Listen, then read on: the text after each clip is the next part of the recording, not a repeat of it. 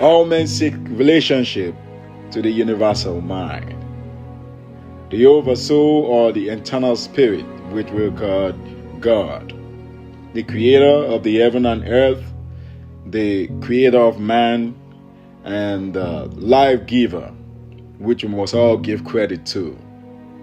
And life reveals itself to whoever is receptive to it, that we are living in a spiritual universe, which includes the material or physical universe.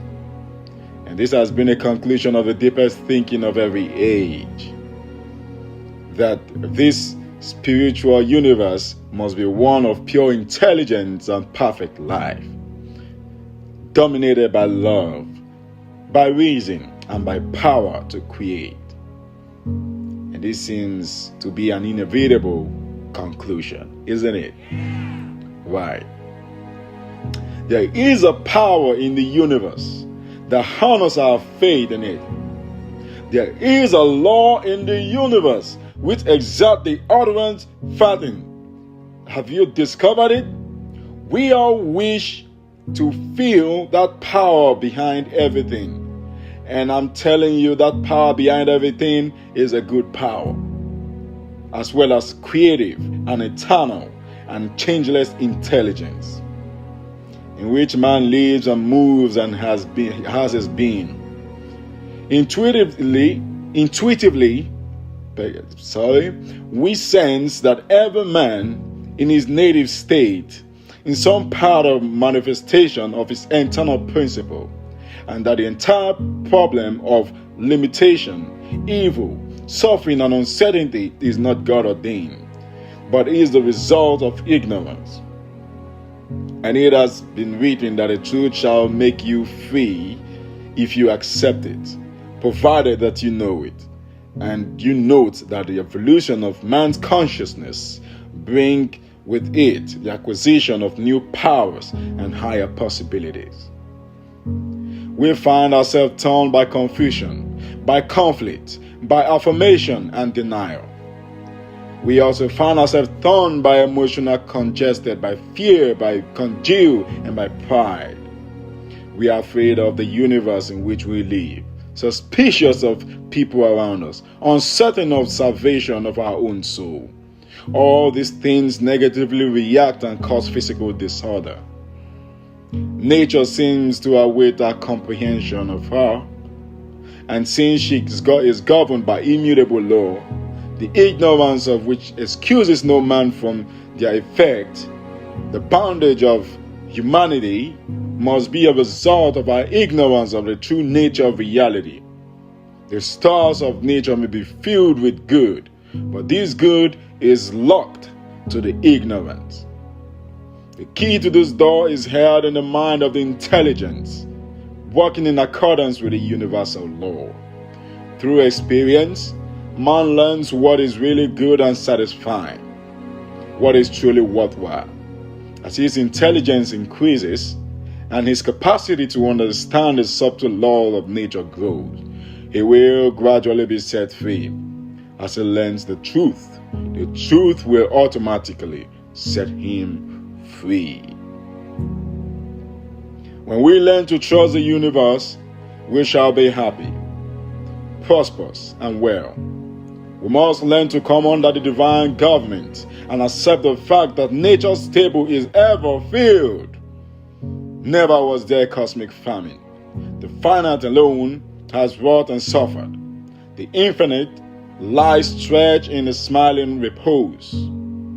God is always good. He has never failed any one of us. And I'm sure we all had something to eat today. We have a shelter and we have something to put on. God has never failed one of us.